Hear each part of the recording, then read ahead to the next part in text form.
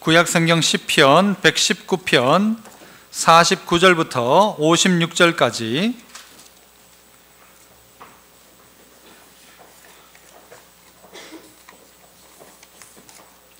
제가 49절 먼저 읽습니다. 시편 119편 49절로 56절. 주의 종에게 하신 말씀을 기억하소서. 주께서 내게 소망을 가지게 하셨나이다.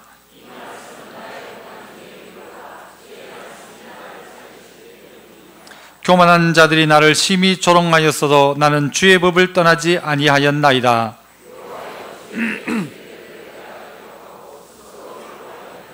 주의 율법을 버린 악인들로 말미암아 내가 맹렬한 분노에 사로잡혔나이다.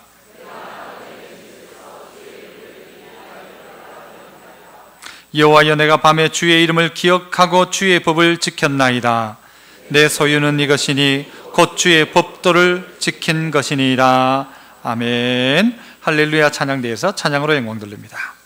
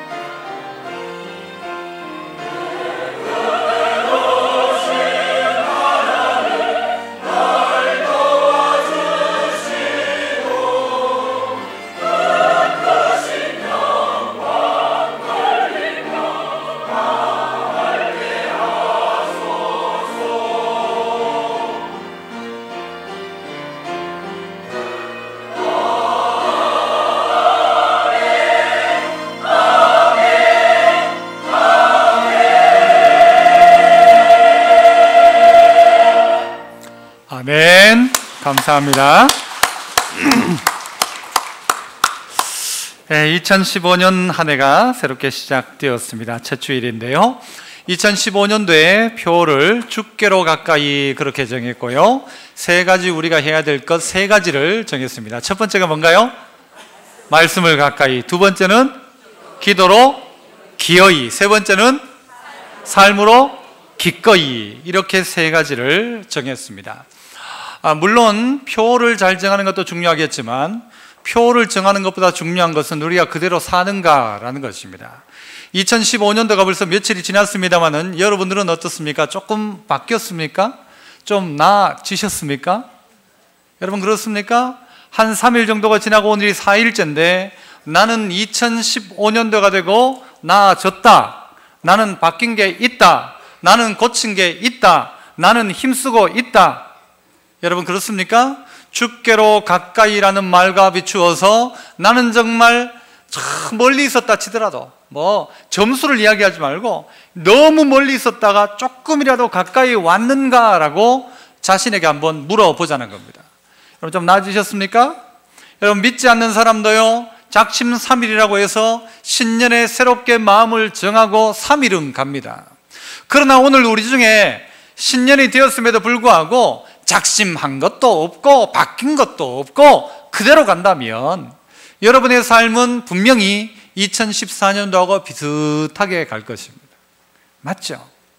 그러나 2015년도가 되어서 여러분이 주님 앞에 한 발자국이라도 가까이 간 사람 주께 가까이 함이 내게 복이라. 이게 복이 된다는 것입니다.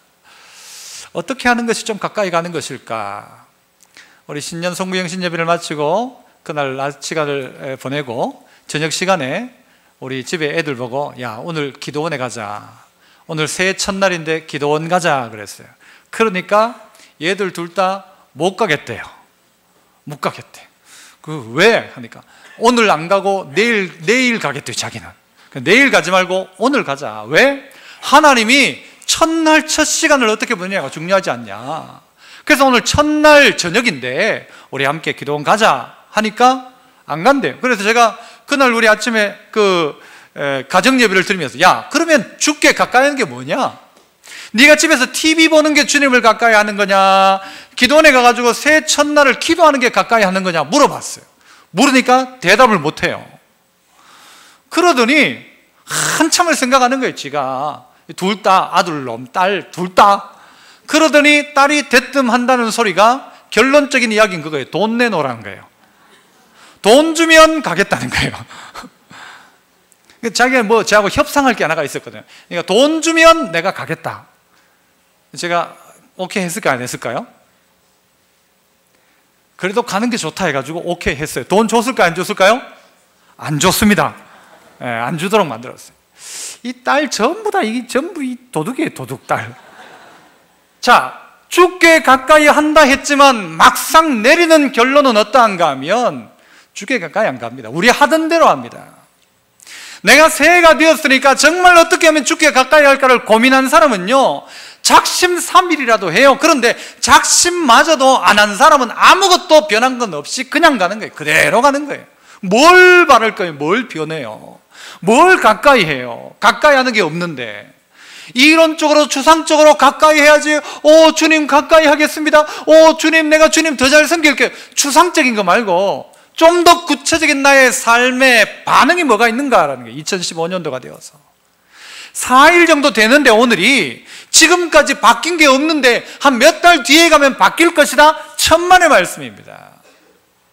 첫날에 열정으로 작정으로 바뀌지 않는 사람이 한 2달 지나서부터 서서히 바뀐다 아니라는 겁니다. 언제부터인가? 지금부터입니다. 지금부터 뭔가의 변화가 있어야 되는데 4일 지나도 변화가 없었다. 여러분 아주 심각하게 고민하셔야 됩니다. 우리가 성구영신 예배 때 나눴습니다만은요 주님을 가까이 하는 건 복이지만 주님을 멀리 하는 자는 어떻게 된대요? 망하리로다 그랬어요.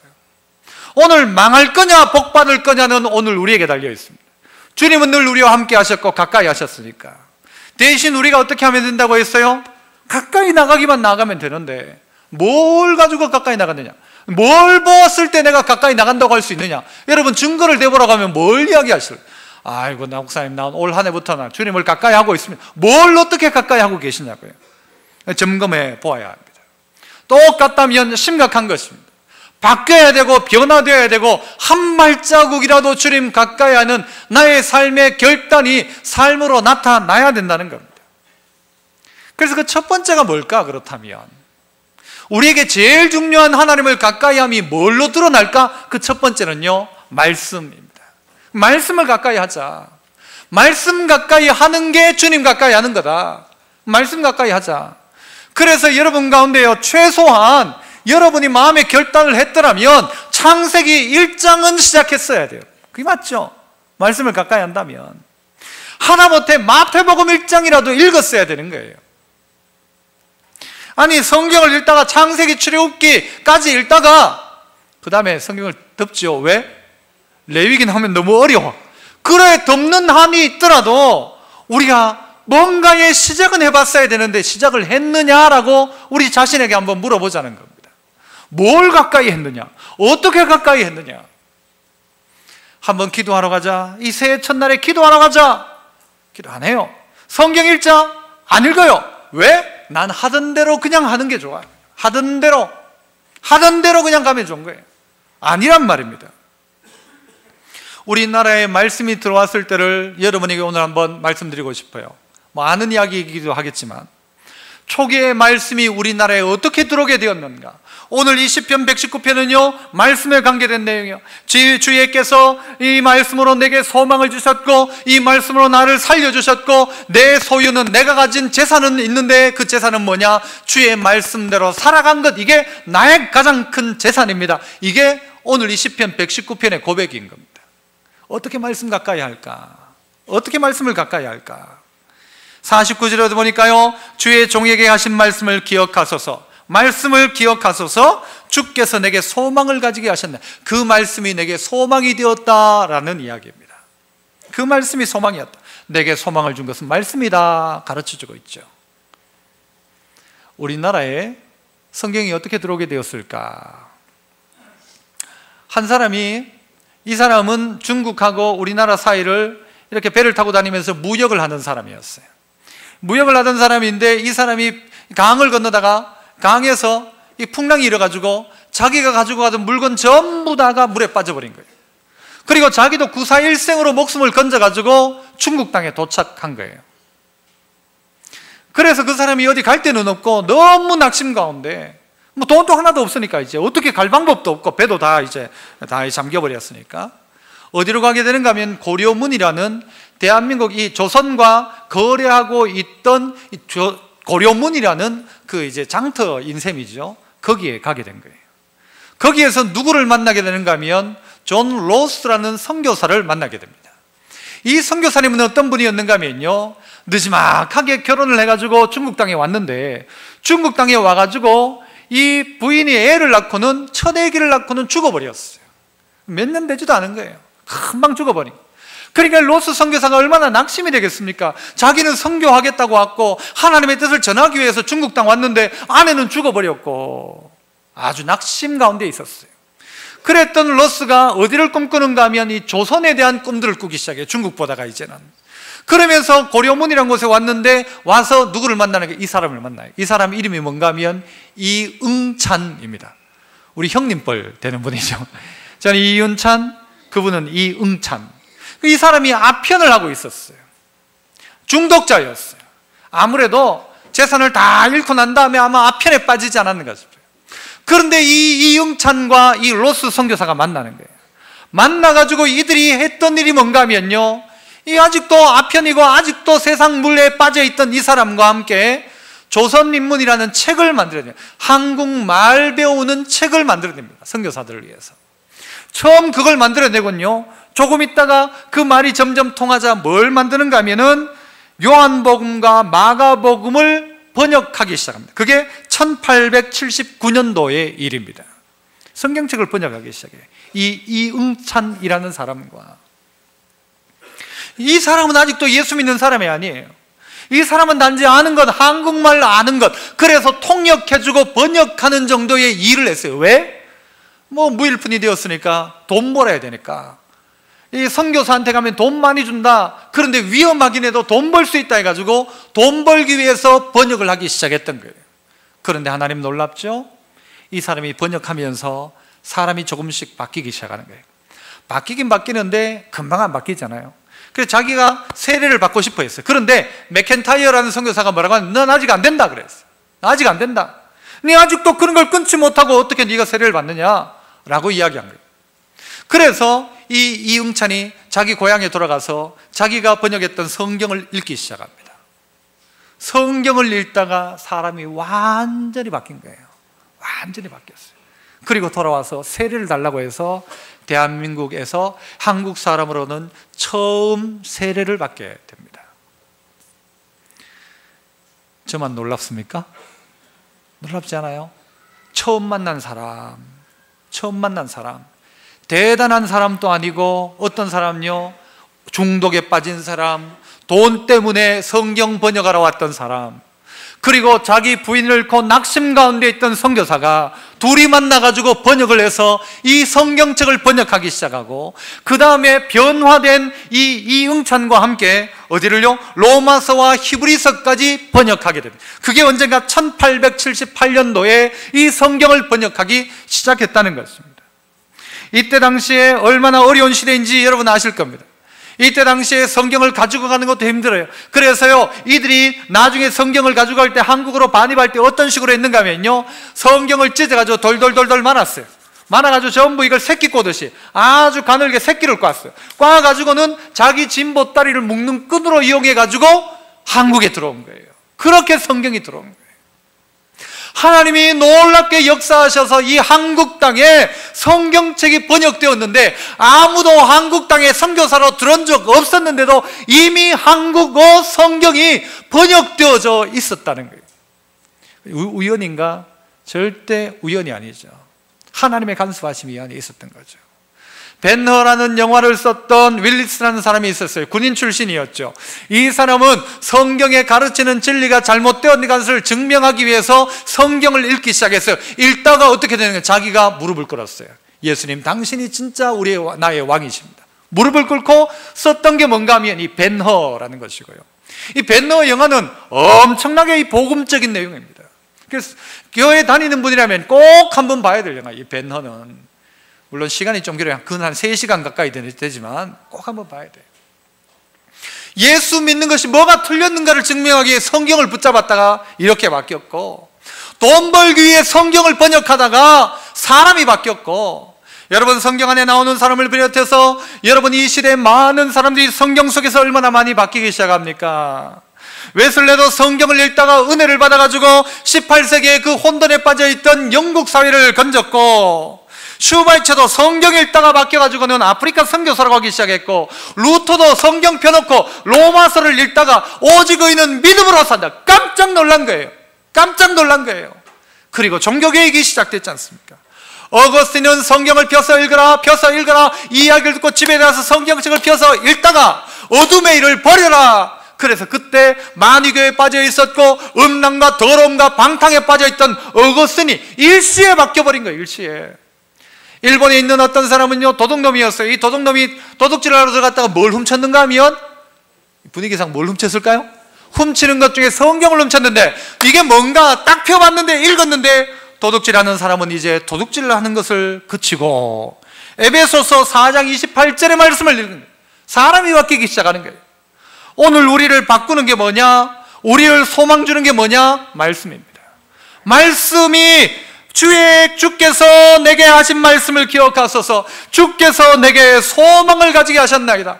아내가 죽어 끝나버린, 이제는 아무것도 할 수 없는 것 같은 절망감 가운데 빠져있던 선교사가 자기의 모든 재산을 일시에 잃어버리고 중독과 아편에 빠져있던 그 남자가 어떻게 해요? 말씀이 그를 소망을 가지게 만든 거예요. 말씀이 그를 살려내기 시작한 거란 거예요. 이 시대의 수많은 교회들의 모습을 봐도, 역사를 봐도 하나님의 말씀이 흥황하기 시작할 때 교회가 부흥하기 시작했습니다. 말씀을 읽고 말씀대로 살고 말씀의 열정을 가진 말씀의 부흥이 일어나니까, 말씀이 흥황하니까 하나님께서 믿는 자를 더하게 하시더라. 이게 말씀의 역사인 거예요. 이게 말씀의 역사죠. 이와 같이 주의 말씀이 힘이 있어 흥왕하여 세력을 얻으랴, 말씀의 역사인 겁니다. 2015년도에 어떻게 주님을 가까이 할까? 말씀 없이는 우리 안에 부흥은 일어나지 않습니다. 말씀 없이 내 믿음 자라지 않습니다. 말씀이 근거가 되어지는 것이죠. 말씀 위에 집을 세워야 합니다. 그러기에 여러분, 새해가 되면 며칠 못 가더라도 성경을 펴야 된다니까요. 그리고 읽어야 한다는 것이죠. 이것이 사람을 바꾼다. 이 응찬을 바꾼 성경 말씀이, 로스 선교사에게 열정을 주었던 말씀이, 어거스틴을, 루터를, 그리고 또 웨슬레를, 그리고 슈바이처를 그렇게 바꿨던 하나님의 말씀, 이것이 나의 소망입니다. 하나님, 주의 말씀이 내게 소망을 가지게 하셨나이다. 됐다, 치아뿌라, 끝났다 하던 사람이 말씀을 읽기 시작하는데 소망을 발견하기 시작하는 거예요. 우리 가정이 이제 끝났다, 이제 갈라서자, 이제 뭐 더 볼 거 뭐 있냐 하는데 말씀을 읽기 시작하는데 자기 자신을 보기 시작하는 거예요. 보이지 않던 소망이 보이기 시작하는 거예요. 공부를 포기하고 열정 없이 살아가고 있는 그들이 성경을 보기 시작하니까 사람이 바뀌기 시작하더라는 거죠. 사람이 바뀌기 시작하는 거예요. 여러분, 며칠 지나지 않았습니다. 이제 겨우 4일 지나간 겁니다. 이제 시작입니다. 1년 전체로 보자면요, 조금밖에 되지 않아요. 지금 시작해도 늦지 않아요. 늦지 않은 게 아니죠. 지금 시작해도 빠른 거죠. 그래서 시작은 반이라고 이야기하지 않습니까? 시작 자체를 하지 않은 분은요, 심각하게 자기 자신을 돌아봐야 돼요. 시작이라도 해보자, 그 결단을 했다는 거죠. 아무런 결단이 없이 가는 대로 가자, 그러면 똑같은 것입니다. 똑같은 것입니다. 또 한 사람을 소개할까요? 이수정이라는 사람이 있었어요. 이수정이라는 사람은요, 여러분, 우리나라에 이모군란 때 위기에 처했던 민비를 구했던 사람이 바로 그 이모군란이었죠. 그때 함께 일했던 사람들이 신사유람단으로 일본에 가서 새로운 문물들을 보고 오도록 요청을 받게 됩니다. 그때 함께 갔던 사람이 누군가? 오늘 이수정이라는 사람이에요. 비공식 요원으로 가게 됐는데, 거기 가서 누구를 만나게 되는가 하면요, 츠다센이라는 일본 박사 한 명을 만나게 됩니다. 이 박사가 이수정에게 뭘 주는가 하면 성경책을 하나 선물로 좀 주게 됩니다. 그런데 이수정이 그 성경책을 읽다가 어느 날 잠을 자게 되었어요. 그 잠을 자게 됐는데 꿈속에 꿈을 꾸는데 두 사람이 나타나서, 한 사람은 키가 크고 한 사람은 키가 작은데 보자기 하나를 자기에게 주더라는 거예요.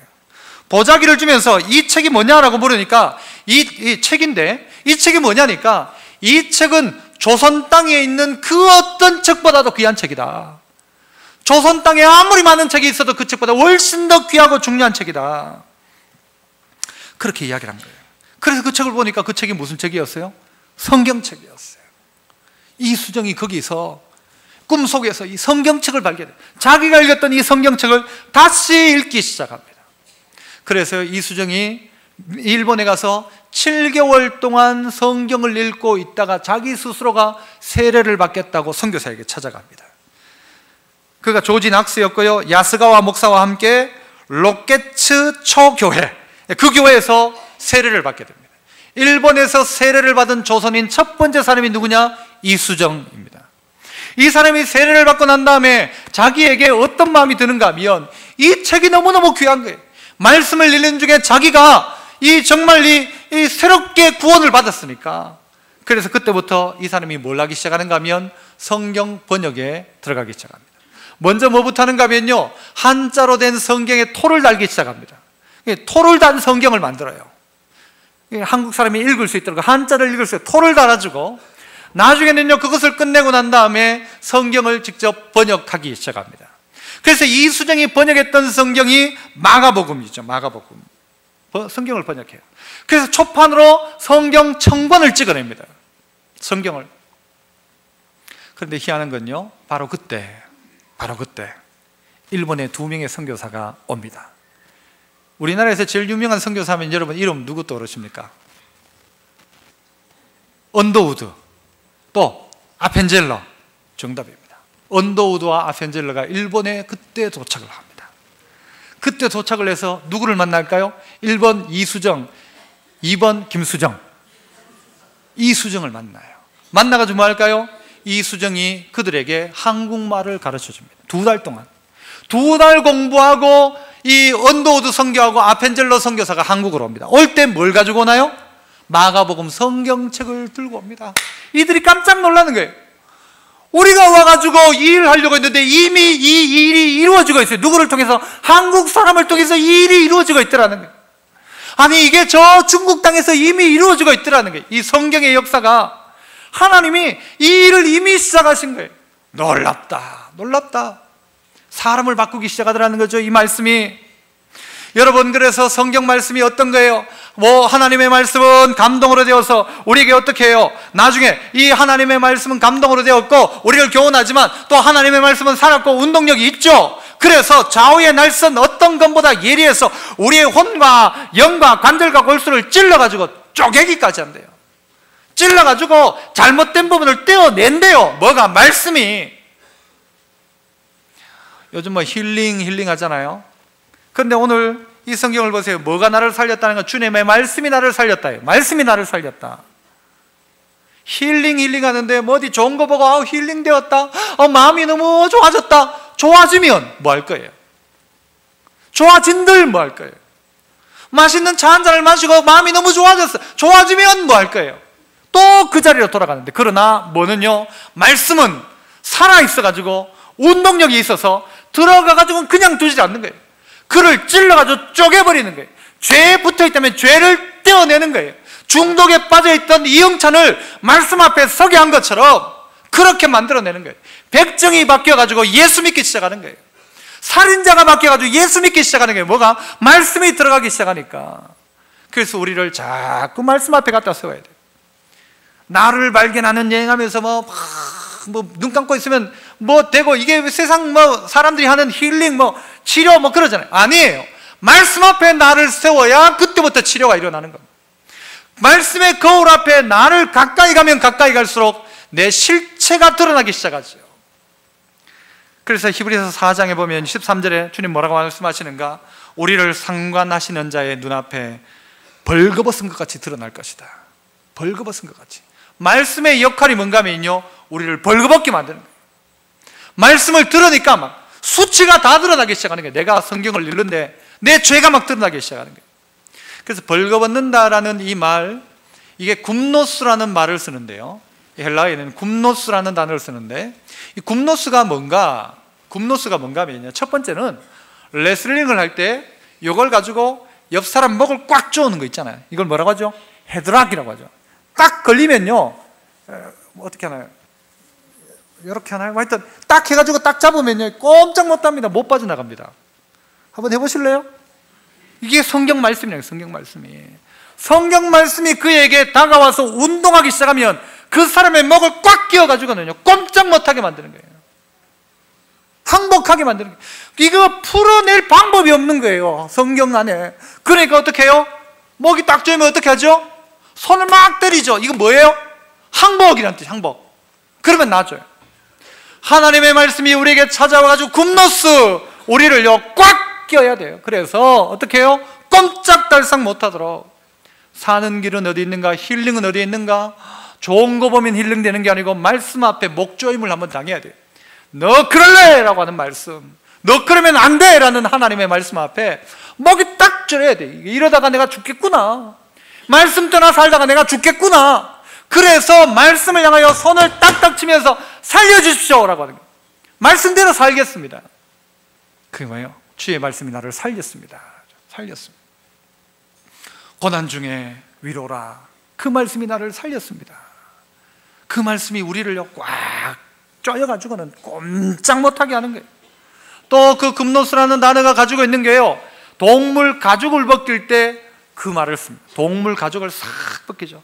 뭔가를 잡아놓고 동물 가죽을 싹 벗기는 것처럼 성경 말씀이 우리 안에 들어오기 시작할 때 우리를 발가벗기기 시작하는 거예요. 부끄러워요. 다 발가벗기는 거예요. 감출 수가 없는 거예요, 하나님 앞에. 말씀이 내 안에 들어오기 시작하니까 내 죄가 드러나기 시작하고 내 연약함이 드러나기 시작하는데, 말씀이 나를 발가벗기기 시작하는 거예요. 이게 있어야 돼요. 그래야 바뀌어지는 거예요. 아니면요, 절대 안 바뀌어요. 발각되지 않으면 안 바뀌어요. 고치질 않아요. 살던 대로 살지. 주일날은 믿음으로 살자는데 내일부터는 그렇게 안 사는 거예요. 그런데 말씀이 그 속에 계속 작동하기 시작하면 목이 쪼여서라도 그렇게 말씀대로 살아야 되겠다. 아니면 답답해서 못 살겠다. 내가 말씀대로 살아야 되겠다. 부끄러워 못 살겠다. 다 그냥 말씀 앞에 내 자신이 다 드러나니까. 또 이 굽노스란 말이 하나 가지고 있는 더 의미는 뭔가 하면요, 죄인들을 끌고 갈 때 죄인들 목 밑에다가 칼을 둡니다. 이렇게. 왜요? 고개를 숙이지 말라고. 우리나라는 죄인들이 어떻게 합니까? 막 뒤집어 쓰잖아요. 모자도 쓰고 마스크도 끼고 이래가지고 다니죠만은, 이때 당시에는요, 죄인들에게는 고개 숙일 권한이 없어요. 저 부끄러운 얼굴을 보여줘야 되는 거예요. 그래서 고개 밑에다가 칼을 딱 대놓고 고개를 못 숙이도록. 부끄러운 거죠. 부끄럽다. 내가 이 얼굴 들고 어떻게 다닐까? 이게 성경이 우리에게 드러나게 하는 우리의 실체란 말이에요. 이 역사가 우리에게 있어야 그게 진짜 힐링이란 말이에요. 그래야 살아난다는 거죠. 그런데 우리는 자꾸 감추죠. 주의 말씀이 나를 살렸나이다. 주의 말씀이 나를 살렸나이다. 나를 꽉 묶어가지고 꼼짝 못하도록 나를 다 발가벗기고 내 얼굴을 바짝 들고 있을 수밖에 없도록, 뭐예요? 말씀대로 살아가라는 것이죠. 그게 살 길이다. 그렇게 해야 산다. 말씀이 너의 살 길이다. 이 말씀은 나의 고난 중 위로라. 주의 말씀이 나를 살리셨기 때문입니다. 여러분, 말씀 때문에 살아날 수 있기를 축복합니다. 그 뭐예요? 어떻게 해야 되는 거예요? 말씀이 내 안에 작동하기 시작해야 돼요. 어떻게 작동해요? 읽지도 않는데 보지도 않는데 어떤 작동이 일어나요? 전기를 안 켜는데 무슨 작동이 돼요? 말씀이 내 안에 들어와야 되는 거죠. 그래서 하나님은 이응찬을 통해, 이수정을 통해 일본과 중국에서 성경을 준비하셨고, 좀 더 결정적인 사건 하나가 일어나게 됩니다. 그 결정적인 사건은 누구 때문인가? 토마스 선교사라는 분입니다. 이 토마스 선교사는 우리나라에 와서 26, 7살 그 나이에 우리나라에서 순교합니다. 대동강에 자기가 내려가지고는 제대로 전도 한번 못 해보고 자기가 가지고 있던 성경을 뿌리고 그 성경을 전달하고 죽습니다. 얼마나 안타까운 일이에요. 얼마나 그 젊은 나이에. 이 토마스 선교사도요, 자기의 아내가 아기 낳다가 죽어요. 선교사님들이 다 그래요. 27살에 토마스 선교사도 죽었다니까요. 얼마나 안타까워요. 그런데 토마스 선교사가 지금 천국에서 예를 들어서, 아이고 아까워라, 내가 27살까지 밖에 못 살고 애도 하나 못 낳고 내가 이래가지고 그렇게 할까요? 아니란 말이에요. 뭐라고 할까요? 내 소유는 이것이니 주의 말씀을 지킨 것. 56절의 이야기. 내 소유는 이것이니 곧 주의 법도를 지킨 것입니다. 그렇게 이야기할 거라고 생각합니다. 이 토마스 선교사가요, 이 대동강에서 전달했던 이 성경책이 어떻게, 어떤 역사로, 어떤 결과가 있는가, 우리 잘 알겠지만 제가 말하면 설교가 길어지니까 영상을 통해서 잠시 한번 보도록 하겠습니다. 1863년 중국 선교사로 파송받아 상하이에 도착한 토마스. 그러나 임신 중이었던 아내는 얼마 뒤 유산을 한 후 세상을 떠났습니다. 그 후 2년 뒤 말할 수 없는 슬픔과 상실감을 딛고 26살의 젊은 나이에 예수를 전하면 참수를 당한다는 위험과 고통의 땅 조선으로 향했습니다. 1866년 제너럴 셔먼호를 타고 평양 대동강에 도착하지만 외세를 배격하던 군인에 의해 배는 불에 붙어 타올랐습니다.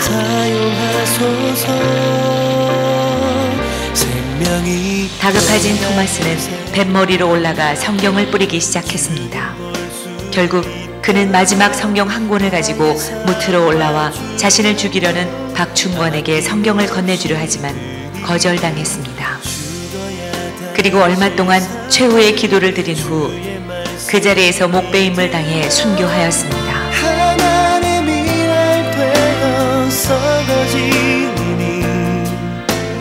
토마스는 순교하기 전 12살의 최치량에게 성경 3권을 주었습니다. 그러나 겁이 난 최치량은 이것을 평양 영무주사 박영식에게 건네주었고, 박영식은 이 성경 3권을 가져가 자기 집에 도배를 하였습니다. 훗날 최치량은 박영식의 집을 구입해 여관으로 사용하였는데, 선교사 마텟과 그램함 리가 복음을 전하기 위해 평양에 찾아와 최치량의 여관에 머물렀습니다. 얼마 후 최치량은 마펫으로부터 세례를 받게 되고 성경을 찢어 도배하던 박영식도 감동을 받아 예수를 믿게 되었습니다. 결국 그의 집이 예배 처소로 쓰이게 되었는데 이것이 바로 평양 최초의 교회인 널다리골 교회입니다. 토마스를 죽인 박충권은 널다리골 교회의 종소리를 들을 때마다 괴로움을 견딜 수 없어 마펫을 찾아 참회를 하고 예수를 믿고 영주교회의 영수가 되어 평양 땅 부흥에 헌신하였습니다. 널다리골 교회는 성장하여 장대제 교회가 되고 이후 그 터 위에 더욱 큰 교회를 지었는데 그것이 바로 1907년 놀라운 평양 대부흥운동이 일어난 장대현 교회입니다. 1866년 대동강에서 순교한 한국 최초의 개신교 순교자 로버트 토마스. 복음을 알지 못하는 조선인들을 향해 뜨거운 사랑과 열정을 가졌던 사람. 죽음을 두려워하지 않고 담대히 예수를 전했던 사람. 하나님께서 결코 자신의 죽음을 헛되이 하지 않을 것임을 믿고 기쁨으로 순교한 사람. 그야말로 진정한 예수의 사람, 진실한 크리스천이었습니다. 오늘 우리도 그와 같은 믿음을 갖게 하소서. 나는 크리스천입니다. 우리는 크리스천입니다.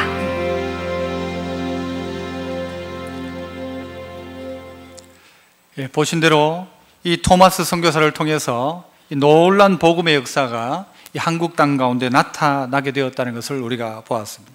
단지 그냥 선교사 한 명이 전해준 그것이 어떻게 되는지 모르는 것이 아니라 이것이 그대로 흔적이 다 드러나고 있잖아요. 자기를 죽였던 토마스 선교사를 죽였던 사람도, 그리고 그에게 성경을 받았던 사람도, 그리고 벽에 붙여놓았던 그 성경이 나중에는 그것이 뭐가 되었다고요? 널다리 교회, 그 다음에는 장대현 교회가 되었고, 그 장대현 교회에서 길선주 목사님을 통해서 1907년도에 무슨 운동이 벌어집니까? 평양 대부흥운동이 벌어집니다. 여러분, 이게 우연한 것이라고 생각합니까? 참 희한하다. 어떻게 그렇게 됐을까? 우연한 일입니까? 저는 그렇지 않다고 생각합니다. 하나님이 다 예정하셨던 일이라고 생각합니다. 여러분, 한 사람의 헌신을 통해서 그 헌신의 현장 가운데 있었던 그 사람들 가운데 이런 역사들이 일어나잖아요. 조그만 아이 최치량이 자기가 받았던 성경을 영문주사에게 주니까 그걸 자기 집 벽에다가 도배지로 붙여놓았고, 붙여놓았던 도배지를 나중에 선교사가 탁 평양에 와봤는데 보니까, 그 여관에 딱 들어갔는데 보니까 여관 벽에 성경이 붙어져 있는 거예요. 그냥 그 정도로 끝나는 것이 아니라 그 자리가 교회가 되어지고, 그 자리를 통해서 엄청난 전무후무한 부흥의 역사가 이 한국 땅에서 일어났다. 저는요, 분명히 하나님께서 계획하셨다.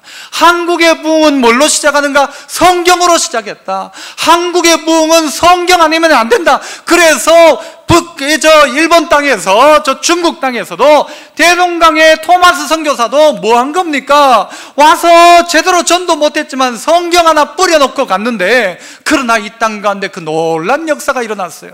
한국 사람들 사이에 선교사가 들어오기 전에 성경이 들어왔고, 이미 교회가 세워져 있었고요, 이미 우리 안에 자생적인 교회의 모습들이 만들어져 가고 있었다는 거예요. 놀라운 일들이죠. 하나님이 대한민국을 이렇게 디자인하셨다. 하나님이 대한민국에 있는 교회를 처음부터 이렇게 작정하셨다. 뭘로? 대한민국은 말씀으로 세운다라는 거예요. 말씀으로 세운다. 그래서 믿음의 성도들도 어떻게 살아가야 되는가? 내 소유는 이것이니 주의 말씀을 지킨 것. 대한민국 교회가 할 일이 뭐냐? 뭐 하는 거예요? 말씀을 지키는 것. 이거 교회가 하자. 느헤미야 당시에 여러분 성벽을 재건하고 여러분 그 땅들에 뭔가를 짓는 건요 52일 만에 끝났어요. 52일 만에도 건물을 지었어요. 하지만 그들에게 필요한 건 뭐냐? 영적인 부흥은 어디서부터 시작됐는가? 그들이 성경을 펴고 우리가 왜 성경대로 하지 않았는가? 깨닫기 시작하는 것부터 시작했어요. 왜 우리가 성경대로 유월절을 안 지켰냐? 왜 우리가 성경대로 초막절을 안 지키냐? 그런 이야기를 하면서 회개하기 시작한 거예요, 그들이. 그때 부흥의 역사가 일어났죠. 똑같이 대한민국의 다시 부흥은 어디서 일어나는가? 교회를 크게 지으면 부흥하는가? 아니란 말이에요. 성도들이 손에 손을 성경을 펴고 성경을 읽고 성경대로 살기 시작하는 거예요. 여기서 부흥이 일어나는 거예요. 내 개인의 부흥도 내 가정의 부흥도 이 죄를 멀리하는 능력도 어디에 있는가? 말씀 안에 있다고요. 말씀 안에. 여러분, 이 토마스 선교사의 이야기로 끝나는 게 아닙니다. 이 토마스 선교사가 이 전체를 조합해 보면요, 토마스 선교사가 죽었다는 이야기를 누가 듣는가 하면 시리에 빠져있던 자기 아내를 잃고 있었던 로스 선교사가 듣게 됩니다. 토마스가 죽었다는 이야기를 듣고 로스가 어떻게 하는가? 이게 성경을 번역하는 일에 이응찬과 함께 일하기 시작합니다. 이응찬의 조카는요, 이응찬이 가지고 있었던 성경을 보다가 자기도 성경 보다가 바뀐 거예요. 그래가지고 이 사람도요, 저 구약 성경을 번역하는 일에 맥켄타이어 왕과 이렇게 같이 성경을 번역하게 됩니다. 이뿐만이 아닙니다. 대한민국의 기독교는 그래서 어떻게 시작했는가? 성경으로 시작했다. 오늘 이 참정교회 성도가 2015년도에 뭐로 시작하는가? 성경으로 시작하자. 다른 거 하려고 하지 말고 성경 보자. 다른 일에 집중하지 말고 성경 보자는 거예요. 그런데 우리는 어떻게 하는가 하면요, 주일날 하루 성경 딱 보죠. 주일날 성경 딱 보고는 어떻게 하죠? 일주일 동안 어떻게 해요? 어떤 믿음을 살아요? 덮어놓고 살죠. 덮어놓고. 어떤 믿음? 덮어놓고 믿는 믿음. 옳은 겁니까? 잘못된 거죠.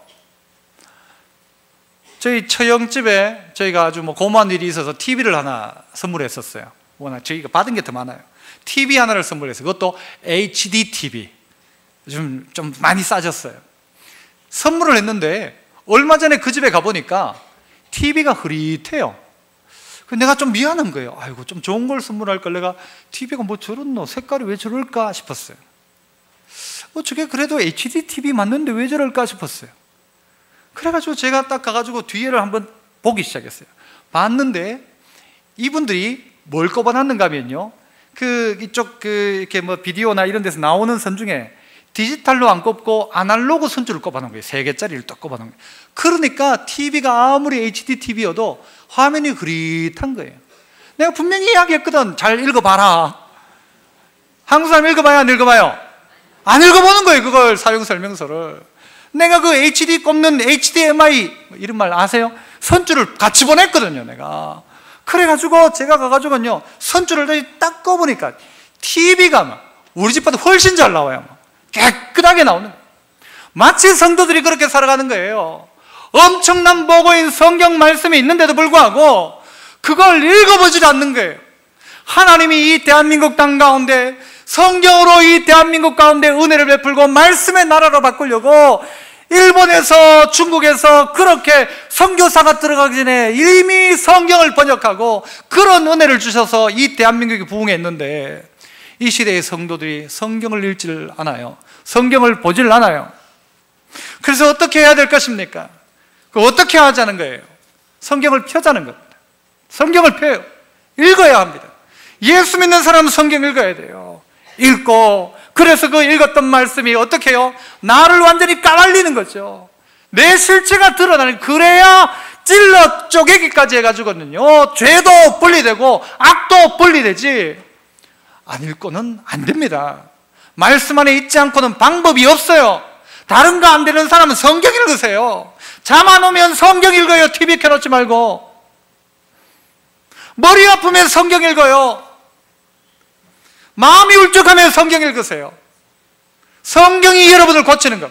그래서 여러분의 고백이 뭐가 되어야 되는가? 2015년도 끝날 쯤에는 주의 말씀이 나를 살렸습니다. 주의 말씀이 내게 소망을 줬습니다.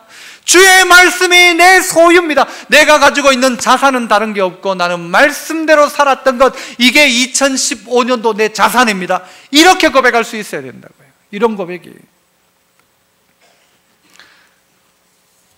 하루 먹고 7일을 버티고, 하루 먹고는요 한 달을 버텨요. 우리가 무슨 불사조입니까? 주일날 교회 와가지고 한 30분 40분 설교 듣고 일주일을 버티고, 여러분이 어떻게 버텨요? 이 세상이 얼마나 여러분을 미혹하고 유혹하고 흔드는데, 들어야 될 것도 많고 봐야 될 것도 많고, 월화에는 뭐 봐야 돼요? 월화 드라마, 수목에는 수목 드라마, 금요일에는 사랑과 전쟁, 하는지 안 하는지 모르지만, 토요일 주일은요 주말 드라마 또 보고, 다 찾아보면서 성경을 보지 않는다. 설교자가 설교를 위해서 성경을 보는 거 말고 성경을 봐야 되고, 교사가 아이들 가르치게 보는 성경 말고 내게 주는 하나님의 말씀으로 성경을 봐야 되고, 그렇게 합시다. 한 해 동안 성경 펴놓을 생각을 안 한 분이 오늘 이 설교를 마치고 그래 나도 한번 해보자, 창세기 1장을 읽다가 그만두는 한이 있더라도 한번 시작해보자고요. 마태복음을 1장을 보다가 막 낳고 억수로 낳았다 하면서 막 그리고는 닫는 한이 있다 하더라도 성경 펴자고요. 이게 믿음이요, 이게 성도입니다. 뭘로 주님 가까이 한대요?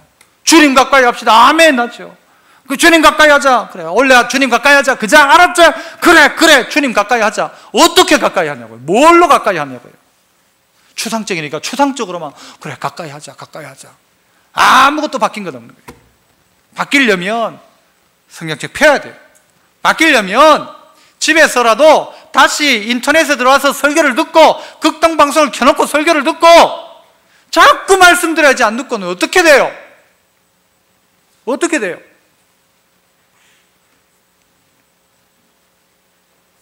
저 부산에 그 무슨 시장이에요? 국제시장. 그거 보고는 막 계속 이야기를 하는데 성경 본 이야기 하나도 안 하고, 그러면 우리 문제 있는 것 아니에요? 지난주에 내가 말씀 봤는데 말씀이 나를 까발리는데 내가 너무 그래가지고 회개하고 내가 변화된 그것이 여러분의 소유가 되어야 돼요. 그래서 한 발자국 주님 가까이 가고 세상은 우리를 자꾸 성경 못 보도록 관심 못 가지도록 합니다만은 성경 펴시다. 그리고 성경 봅시다. 그게 나를 바꿉니다.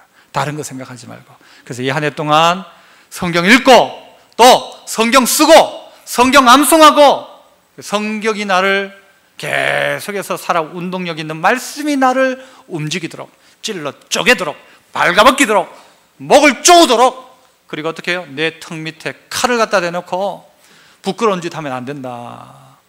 부끄러운 짓 하면 안 된다. 나쁜 짓 하면 안 된다. 칼을 이 턱 밑에 갖다 놓은 심정으로 말씀이 나에게 도전해 올 때 반응하십시오. 그래서 말씀 속에 승리하는 2015년도 되기를 축복합니다.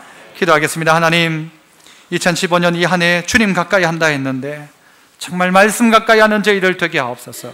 말씀 읽게 하시고 듣게 하시고 또 보게 하시고 쓰게 하시고 암송하게 하시고 말씀대로 살아가는 저희들 되게 하여 주옵소서. 그래서 말씀 지킴이 내 가장 큰 자산 되게 하옵소서. 예수님 이름으로 기도합나이다. 아멘.